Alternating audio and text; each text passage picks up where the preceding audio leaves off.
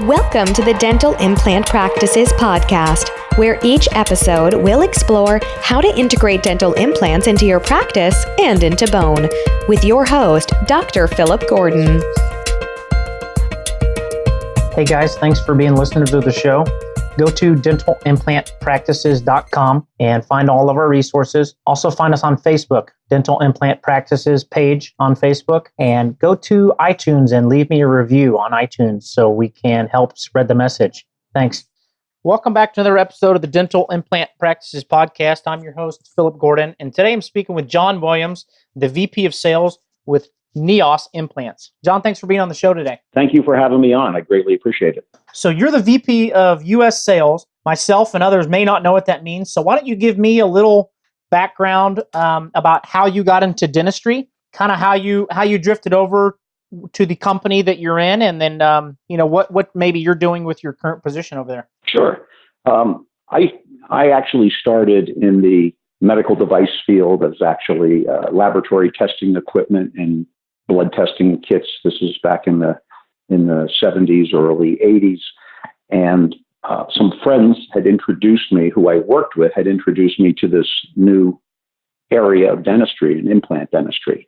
And someone who I knew, a good friend, had gone into implant dentistry with Nobel Biocare, which was Nobel Pharma at the time.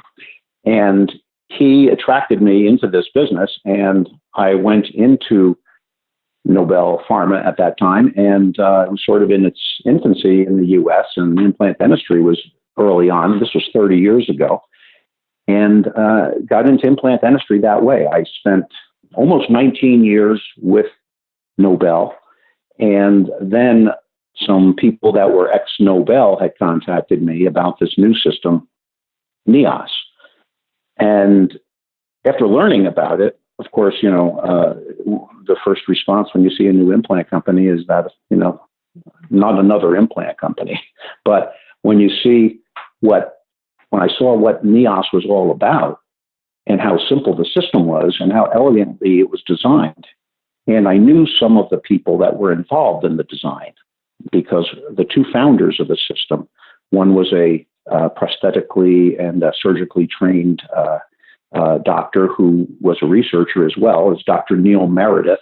He invented resonance frequency analysis for measuring implant stability. He was one of the founders. And then the other founder was the ex-head of engineering for Nobel. And his name is Frederick Engman. And he's our chief scientific officer and the head of engineering and R&D right now with Neoss.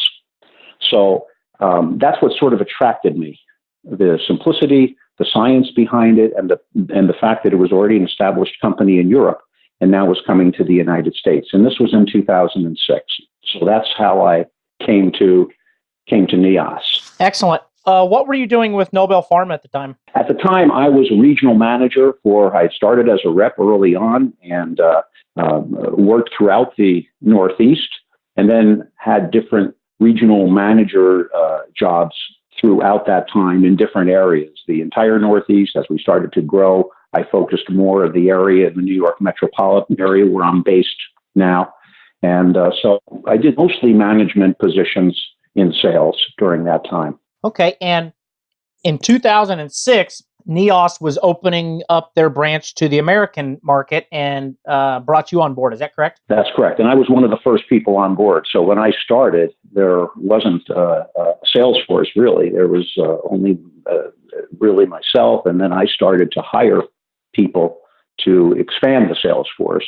And as we've grown, we have salespeople covering different areas around the country, as well as some regional managers that those sales reps report to. And I head up sales for the country.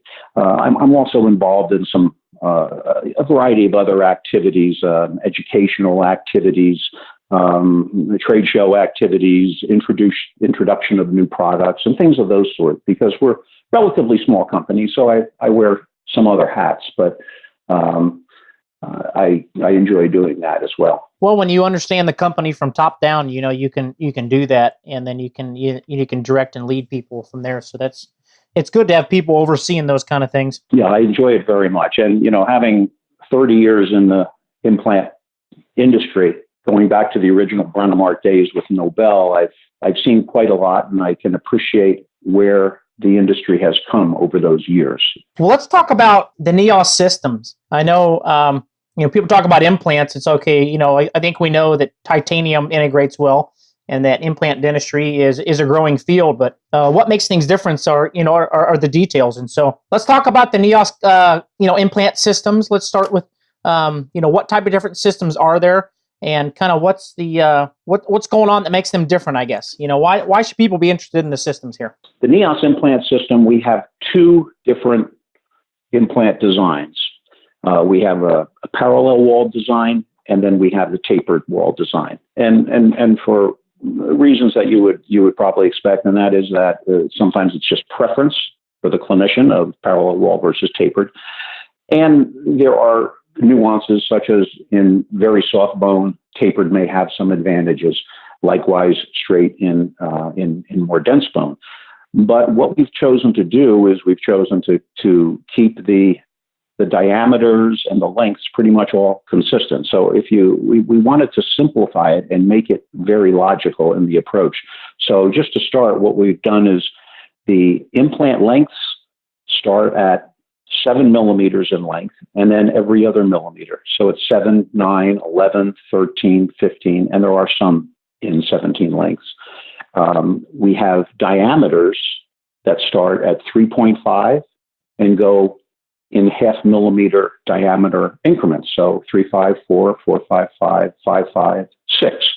There is a 6.5 for special applications, and we do have a narrow implant 3.25, which is a small volume implant as far as sales is concerned, and that has its own special connection. But all these implants that I mentioned all have the same prosthetic platform, the 4.0 platform, and the same connection. Now, this, as you might imagine, drastically reduces the number of parts and pieces. If you can have 6 diameter implants with one connection, that means you have the same impression coping will fit on all diameter implants. All the abutments will fit on all diameter implants. Scan bodies and everything will fit on all diameter implants. So the purpose is to drastically reduce the number of parts and pieces that are needed and still give all the flexibility that you need for any prosthetic restoration. The implant itself has some unique features which I wanted to mention, and these features are the same for our parallel walled implant and our tapered implant. The surface is somewhat unique. It is acid etched over the entire implant surface. However, from 2 millimeters down on the threaded portion, it's blasted with ceramic particles. There's no coating, but it's blasted with ceramic particles just to roughen it a little more. However, the coronal 2 millimeters are only acid etched. So it has that hybrid surface. And the purpose of that is so that if the collar is exposed to the oral cavity, you don't have problems with heavy roughness exposed in the oral cavity. It also gives the advantage of having the implant being able to be placed bone level because it's a bone-friendly surface, or to raise that collar into the tissue level. So you have that flexibility of being tissue level or bone level.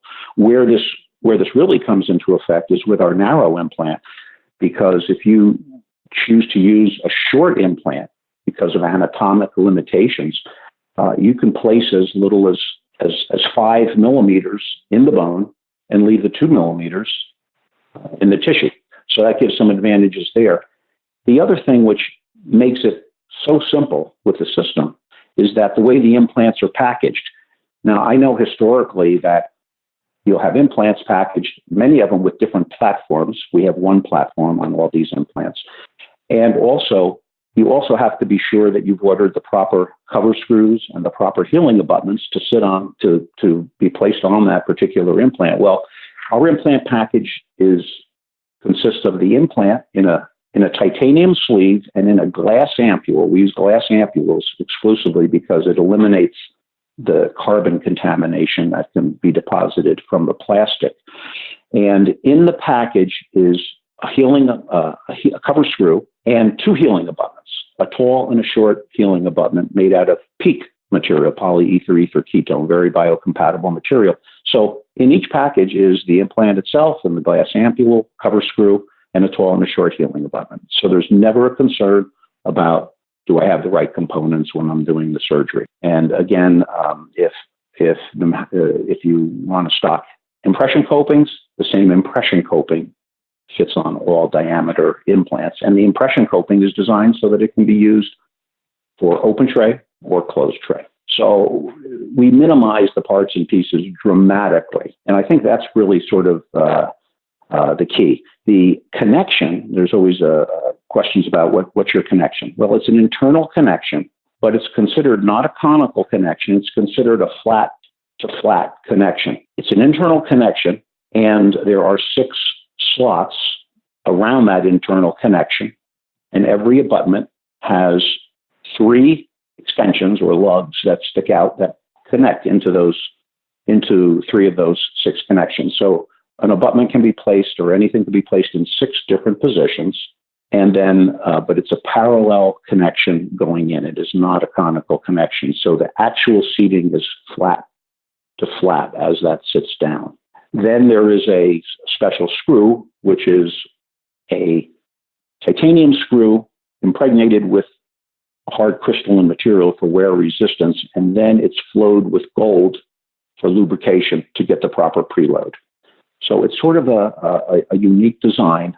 And the connection, which is called, we call it the Neo-Lock connection. The Neo-Lock connection is unique. When those extensions that go into the slots in the internal connection of the implants, those don't have the exact same shape. They actually have a little more of a dovetail shape.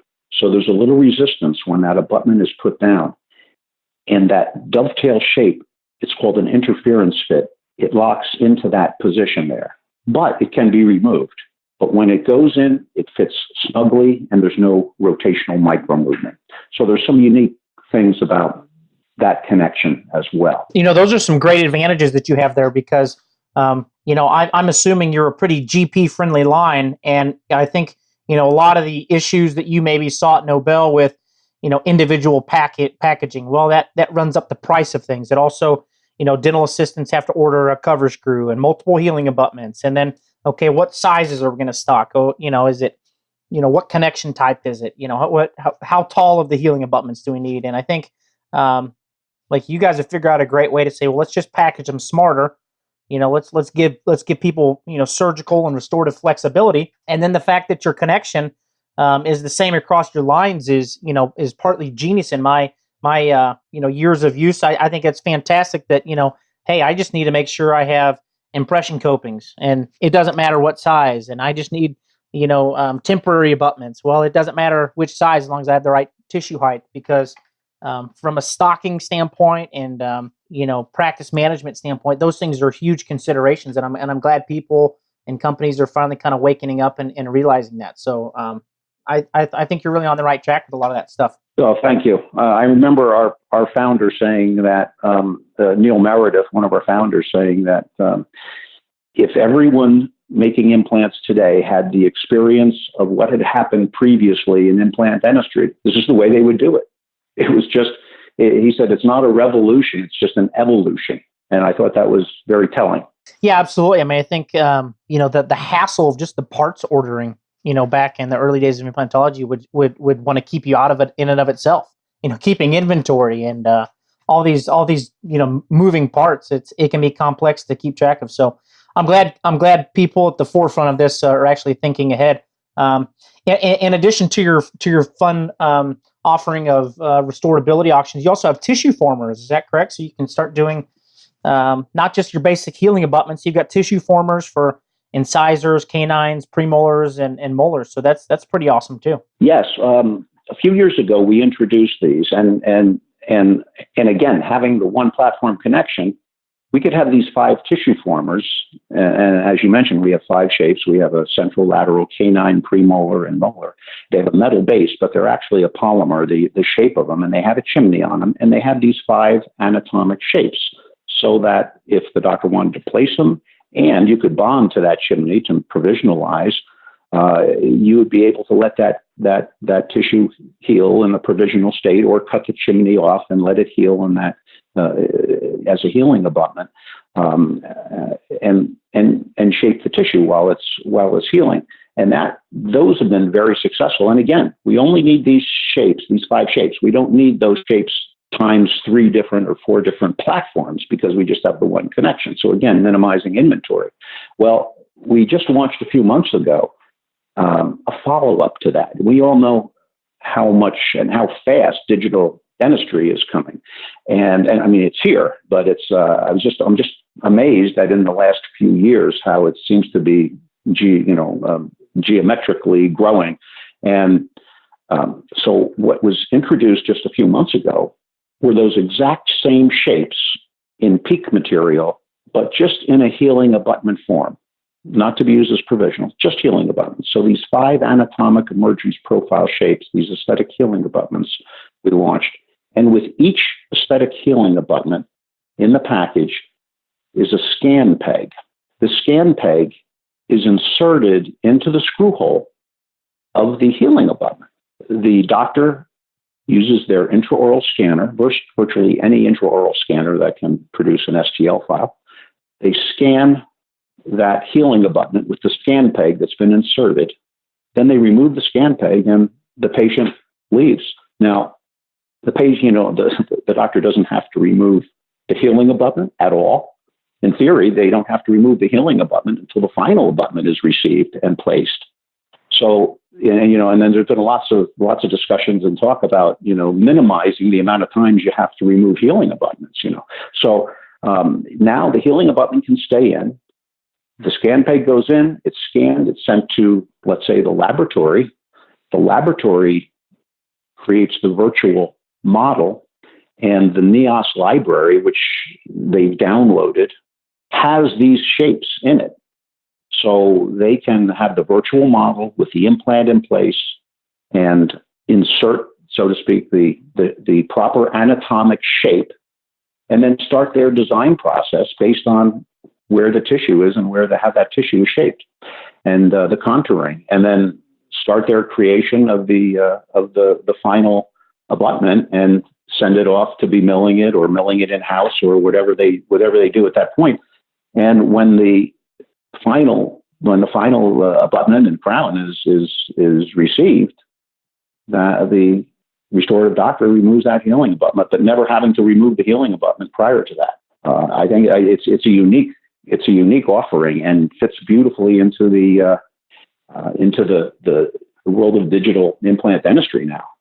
So we're very happy, and that's been received, as you might expect, extremely well in a very short period of time. Sure, I would anticipate that would be a very trending up technology, because the fact that you're not just putting on a healing abutment, you're putting on a custom tissue former healing abutment that then also receives a scan peg. So as opposed to the old way, 20 years ago, you might put an implant in, put a cover screw in, and then you have to let things heal, and then you have to open the patient back up, then you have to put a healing abutment in, and then you have to let that heal, and then maybe you take an impression and make a custom temporary, and then you put that in to form the tissue and let that heal, and then you're taking your final impression, putting it back in a temporary, let that heal, and then you may be putting in the final crown. So you've got 8 parts and 8 appointments, and you're taking abutments off multiple times, and you're breaking biological seals every time. And so now you might be able to place the implant, place the aesthetic healing abutment,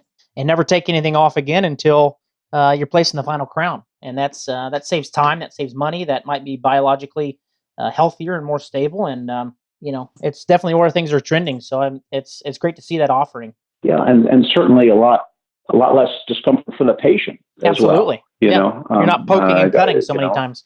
Yeah, exactly. And so I think that's and as the lab's design, question may come up. Well, will the design of the final abutment be slightly different from the aesthetic healing abutment? Possibly, but when that final abutment comes back, you're removing the aesthetic healing abutment and you're putting an abutment which is virtually it's going to be very, very close to the same shape into a similar shape versus a wide abutment, let's say, that has to be placed into a very small, round healing abutment site.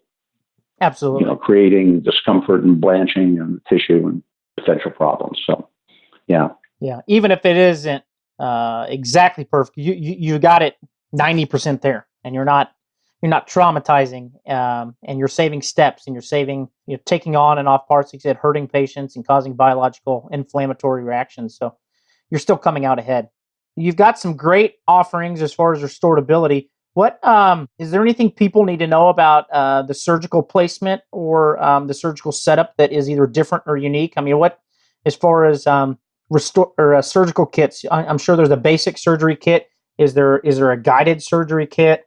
And is there anything unique about the surgical placement that people need to know? Well, it's a pretty straightforward surgical placement with the twist drills, and many of the twist drills for the straight implant are compatible in certain steps with the tapered implant. Now, what's sort of nice, I think, very unique, is the design of the kit.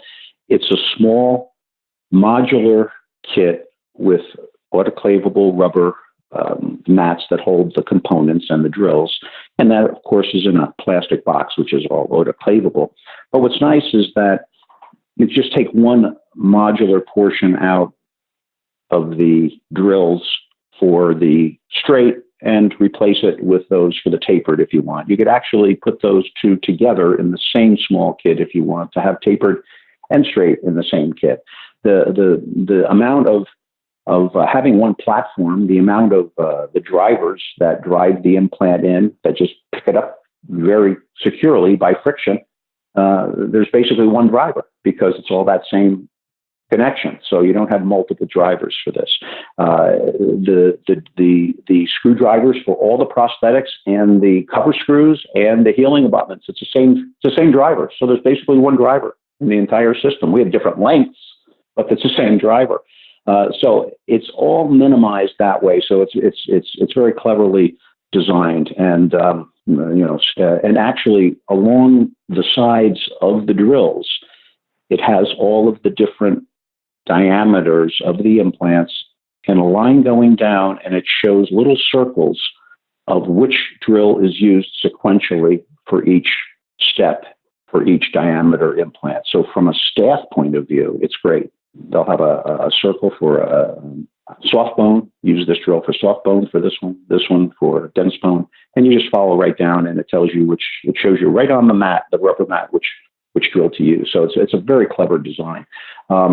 We have a guided kit, and the guided kit was actually developed with some customers and a commercial dental laboratory that got together, and they said, we've been using your system, and we've come up with a very clever design to make a very simplified, fully guided kit. They introduced it to us, and they asked if we could commercialize it, and we saw it, and we said, this is a brilliant idea. So we commercialized it, and instead of, I'm sure you've seen some guided kits that are huge with just an enormous amount of drills and drill stops and all of these things in here. Well, we wanted to make it very simplified. So our guided surgery kit, it contains those keys that are used that guide the drills in the proper position that goes into the drill, into the guide sleeve, but it doesn't have any drills. You use your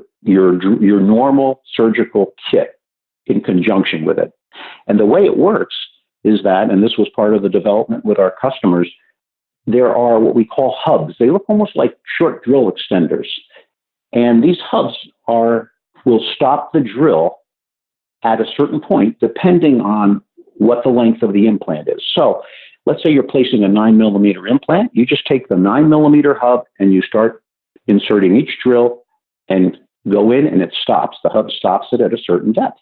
And then you go to the next drill, you do it again.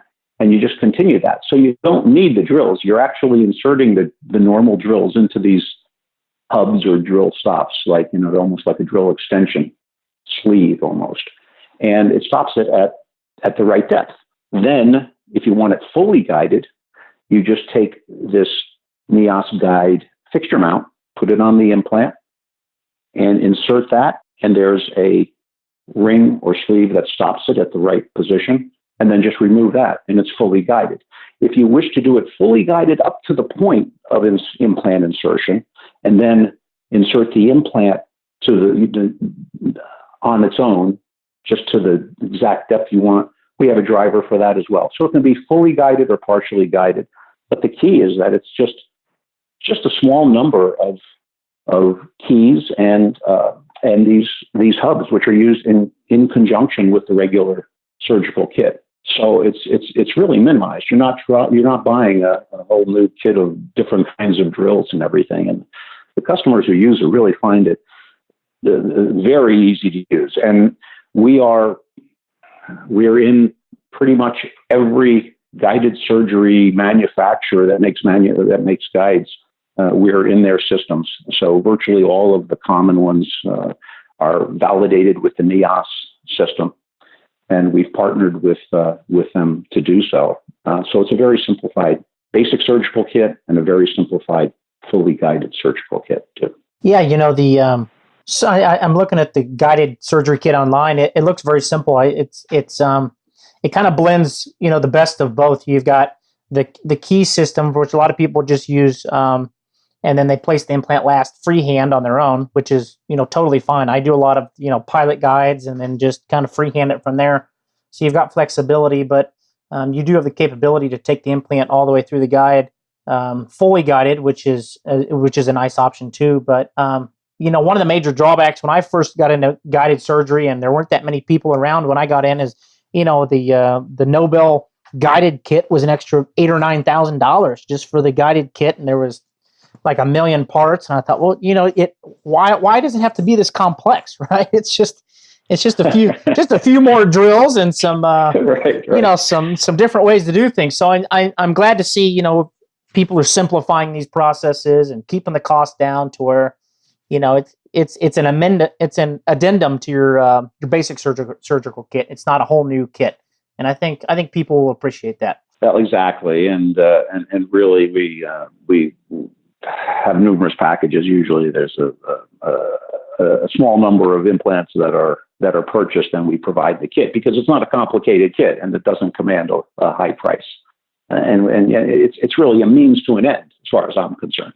Yeah, absolutely. I mean, you're not trying to make all your money in the kits. You're trying to get implants into the the user's hands and get people going successfully that way. And then obviously there's extra kits they can have that can help them do more and provide more. And so that's where the clinical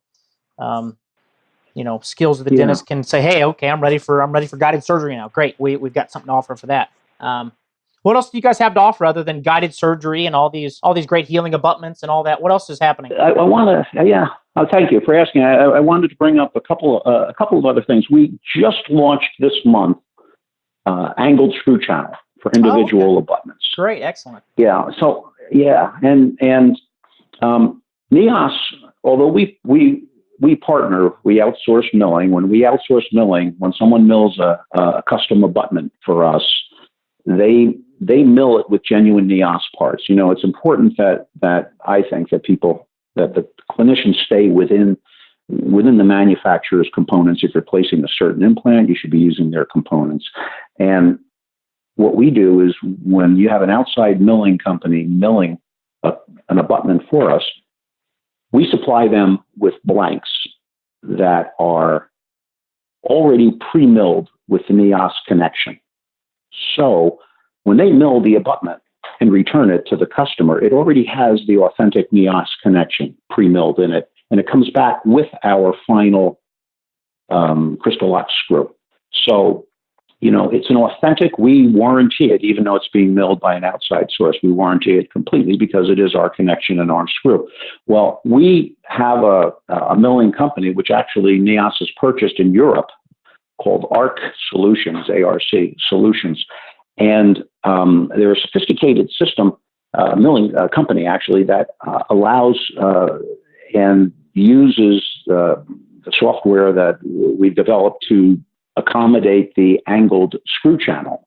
So we now offer, through this milling facility in Europe, we do offer angled screw channels up to 25 degrees in either individual abutments for either titanium or cobalt chrome. So right now we have those available. We just launched those this month, and they are available. The orders go digitally through a scan and design center here in the U.S., and then the files go digitally to be milled. So people ask, well, isn't there going to be a delay to get this back?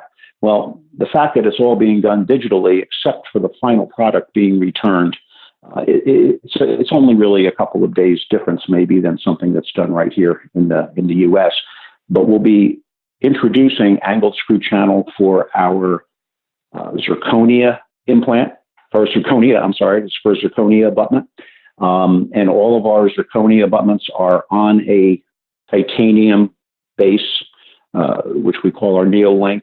So we'll have an angled screw channel for zirconia abutments, and then we will have angled screw channel for full arch frameworks, whether it's directly to the implant or directly to our multiple unit type abutment, which is called our access abutment. And so I'm looking forward to that.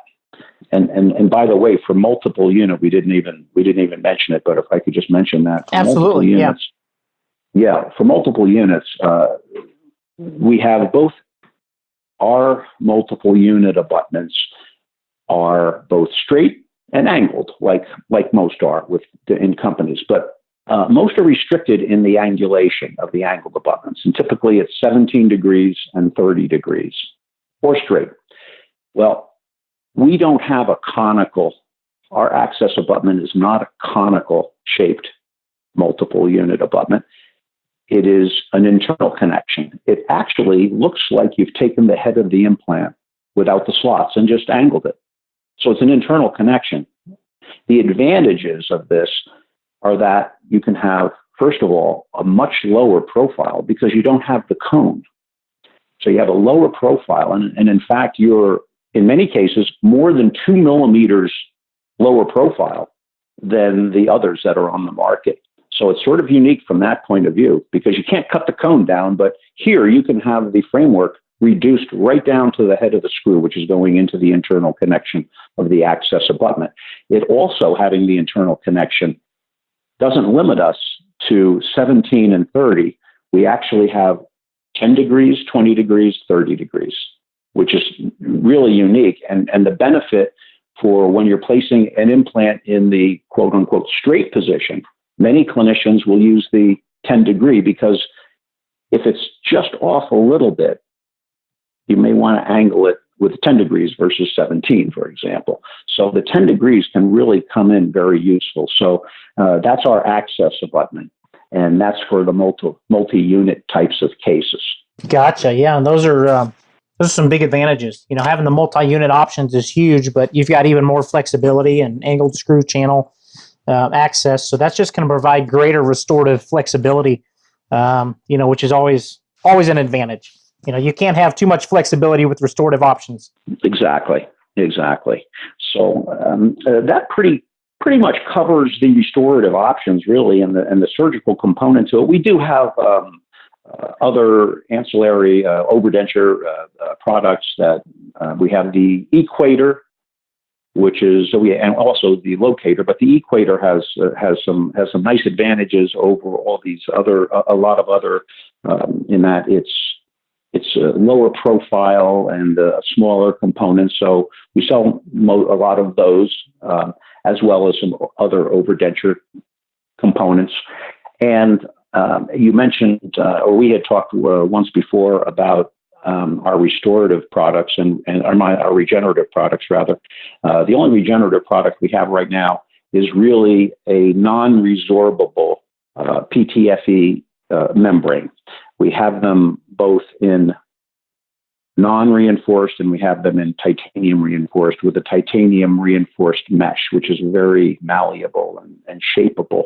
And we have them in different sizes. So they are non-resorbable, either reinforced or non-reinforced.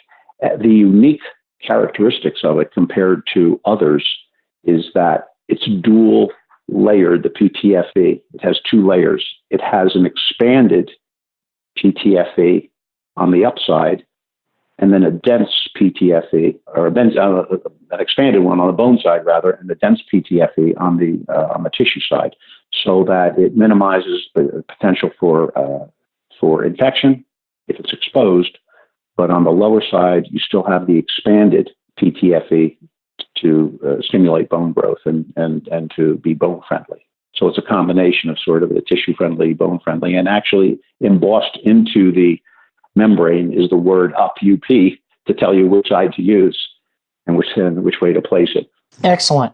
Yeah. Hey, I'll tell you what, those are great places to start. Do you guys foresee any potential bone products in your future, or is it just kind of keep with the membranes for the time being? We've been on the lookout for some other products, and we've looked at some that we felt didn't really have advantages. The company has sort of taken a philosophy of almost a boutique-ish kind of thing, having unique products that are with very experienced people that work for the company. All of our sales rep are experienced at 5 to 10 years, usually in implant dentistry. They're very experienced. We have a lot of science behind all of our products with good researchers around the world, compendiums of studies that have been done on the Neoss system over the years. And we want to do something unique. There's a lot of bone products out there that are just sort of the same stuff in a different package. And, that's not what we're looking for. We're looking for something, something more unique. But it's definitely, to answer your question, it's definitely not out of the question to be looking and expanding the regenerative line if we can find some unique opportunities. Yeah, anybody can sell crushed up bone anymore, but it's okay. What's next, right? What's next? Let's keep our eyes on something bigger. And so it sounds like you've got your eyes out there looking, but just waiting for the right partner to come along. Now, yeah, exactly. You guys sell a resonance frequency device too, don't you, for implant stabilization? Why don't you talk to people about that? Yes, there's somewhat of a legacy with our company because one of our founders, Professor Neil Meredith, a clinician, he earned dual PhDs, one in, I believe, biomaterials, and his second PhD was earned in Sweden, the University of Gothenburg, I believe, and it was for the development of the invention of resonance frequency analysis.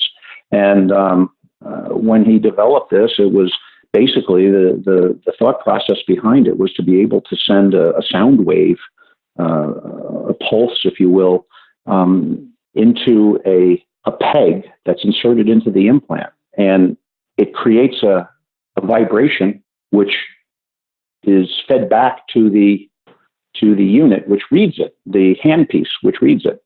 And so it's almost like a tuning fork. And the more stable, the tighter the implant is in bone, then it would register with a higher RFA, or resonance frequency analysis reading. So in soft bone, if it wasn't stable, if it was not in dense bone, if it was not stable, it would give a lower reading. And so over time, they developed this. And there's the best known unit out there is probably the Ostel unit, which does this. And then there is another unit which was brought out, which does the same thing and measures resonance frequency analysis. That's referred to as the penguin. And the reason it's called the penguin is it has a shape. It's about the size of an electric toothbrush, but it has the shape with a bent head on it. It's handheld, and it looks a little bit like the penguin, the animal. So it's called the penguin. And it has the reading shows right in the handpiece itself. No cords or anything. It's a rechargeable unit. You insert the peg by hand into your implant, and we have the pegs for virtually every implant system. So it doesn't have to be Neoss, it could be any implant system. These pegs are available for.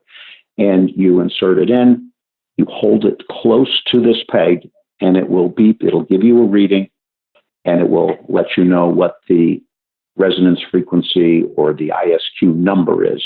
And if those numbers are in the high 60s to 70s, you're good to go as far as loading. And now, some people say, well, I do insertion torque, and that's the way I judge how stable the implant is. And there's nothing wrong with insertion torque, and we recommend that at the time of placement to take a baseline reading all the time with the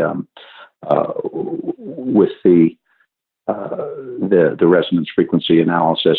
But the advantage of resonance frequency analysis is that you can measure over time the changes, and you can measure as the stability increases. And so it's nice so that you can start at a lower, if it starts at a lower level, and once you get up over time, when a patient returns to the 60s, 70s, then you're confident, and there's hundreds of papers that have been written on this, then you're confident that you can go to provisionalize or loading the implant.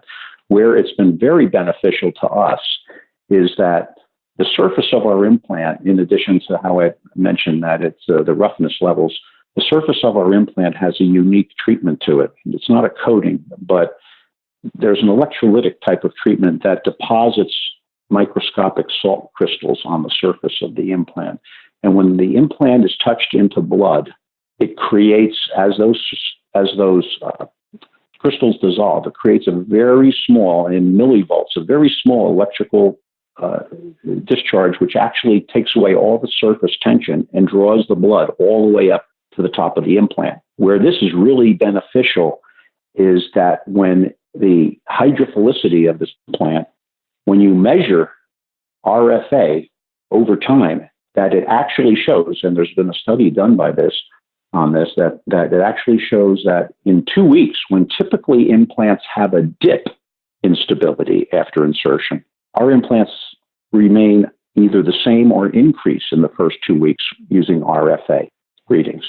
And so having an RFA unit is actually not only a nice thing to have to sell, but it also validates the surface qualities of our implants and the early biologic stability that we show. And there was a study done by a very well-known periodontist, Paul Rosen, who had 28 patients where he measured implant stability at insertion with our proactive surface, and at 2 weeks and at 4 weeks, and virtually every implant showed an increase in 2 weeks, or at least the same stability, and there was no dip, which is typical with most implants. So there's a dip in 2 weeks, and then there's an increase in stability. So it sort of has synergy, this device with our implant and the success and stability of our implant, if that makes sense. Yeah, absolutely. I mean, I think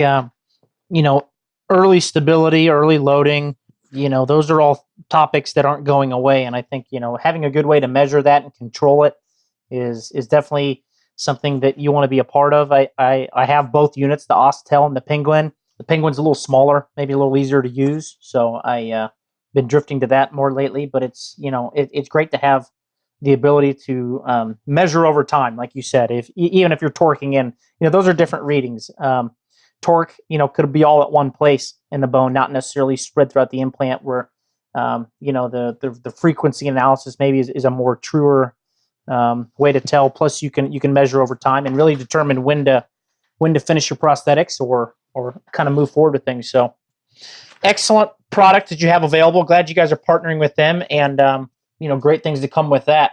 So what other products or solutions do you guys have that maybe we haven't brought up, and or is there anything in particular that we haven't covered so far that you think people should know about? Well, I think we've covered pretty much the design of the implant, the other products we have, some of the newer products and the digital and things. And I think we've done thanks to your questions, I think we've covered pretty much everything. Was there anything perhaps that you had any question about, Dr. Gordon? Yeah, I think the only thing I think people sometimes would want to know is, is there any place where you guys offer any sort of training, or are there any events coming up that you guys will be have a booth present at, that they can see some of your things in person? Whether it be AAID or ICOI meetings, and or do you guys have any kind of yearly events that you put on for either education and or other purposes? Oh, very, very good question.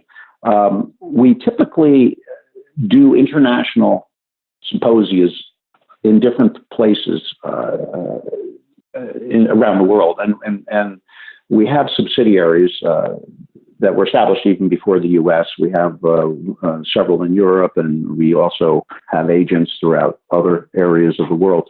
Last year, we did an international symposium in Italy, We did our first U.S. international symposium just last month in Miami, which was a great success down there. And then we are doing an international symposium in Australia at our subsidiary in Australia next year. So we do these on a regular basis and sort of rotate them around to have different venues.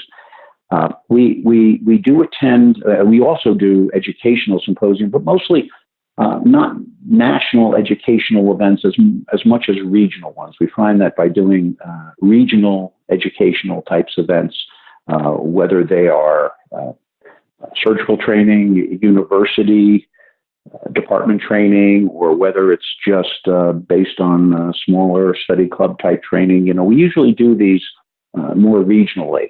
But we are exposed at all of the major meetings, both from the surgical and restorative specialist point of view and implantology point of view. So we routinely are exhibiting at ICOI. We'll be at AAID in Dallas. We are at the AAP, the periodontology meeting. We attend the Academy of Osseointegration all the time. We attend a lot of the regional prosthodontic meetings, like the Greater New York Academy of Prosthodontics. So we try to hit, and the ACP, College of Prosthodontics. So we try to hit all of the specialty meetings, but we focus mostly in those specialty meetings for exposure than, let's say, just the general dentistry meetings. We find that the specialty meetings, whether they are national or whether they're regional, we find that have the best results for us. So we don't have a schedule of educational type of events that we put on other than our national meetings, but we do regional ones based on need. Okay, great. So there's definitely places where people could bump into you and see your products. And then if they were inclined to do international travel, they could also do the yearly symposium, which moves around, which I think is a great idea. Getting different people and exposures. You don't always want to have them in the same place every year. That gets kind of stale. So. Well, exactly. And if anyone has a question or wants to know any information about what activities are coming up, they just go on to neoss.com. We have a very nice website, and you can easily access events that are coming up, or just to contact somebody. And so it doesn't matter whatever country you're based in, or if you're something in the U.S., you could just ask to be contacted, and it'll immediately put you to the right person to contact you. So, and it has pretty much everything I've talked about plus more in terms of the products that we offer too on the website. It's a very user-friendly website. Yeah, you guys do have a great website. I must say it is very user-friendly. The photos are great. You have good descriptions of things. Is that a great place for people to get started if they're interested in maybe contacting your company or maybe trying some implants or trying the system out? Is that maybe the best way to do it, or is there a different recommendation that you might have? Well, sure. Or to just in the U.S. to contact Neoss US. If I could just, can I give out the number? Yeah, absolutely. Yeah, how would people get a hold of United States Neoss? Sure. Yeah, we're based in Woodland Hills, California, and they can just call our main number, which is 866-626-3677. So that's 866-626-3677. And just to ask, just to give them their name and where they're located, and we'll have a rep contact them right away if the customer service can't help them right on the spot. Sure. And then you guys also have a contact.usa@neoss.com. Yep, you beat me to it. That's the other contact information. Absolutely. Yeah. Now, what goes on at the Woodland Hills, California site? Is there anything worthwhile to see there, or not really? Well, we don't have a typical like an educational center or anything going on there, and our manufacturing for our implants is done in Sweden. near our subsidiary there.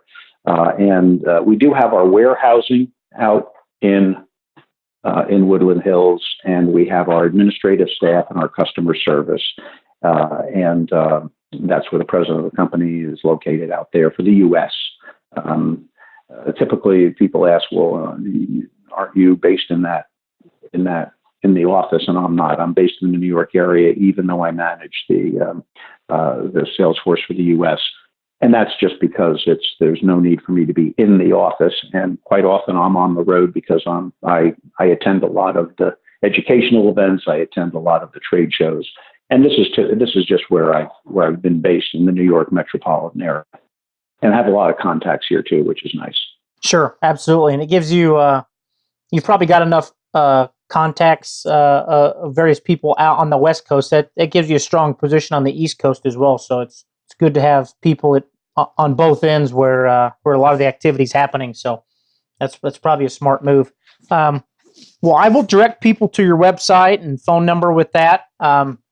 I encourage people to go to your site and check you out. You have a lot of very interesting, high-end products that are keeping people current and relevant in implant dentistry. I think the innovation behind your products is really the neat part about Neoss, and the fact that you guys seem to be one or two steps ahead of the big companies with putting products out that actually solve problems, not just putting parts out there just to sell parts. And I think that's a big deal nowadays. Well, thank you. I appreciate that. Yeah, appreciate that. So I will direct people to your website and your phone number there. And I really appreciate your time today, John. It's been great talking with you. You've got a lot of great experience, and sounds like you're up to great things there with Neoss. So look forward to diving in and potentially meeting you if you're at the AAID meeting this September. I know that's going to be in Dallas, and if you're there, I'd love to catch up with you. So we'll keep that in mind. I would love to. I will be there. I will absolutely be there. So thank you. And I'd love to meet you in person. And I truly appreciate this opportunity. Thank you very much. Well, John, you have a great afternoon.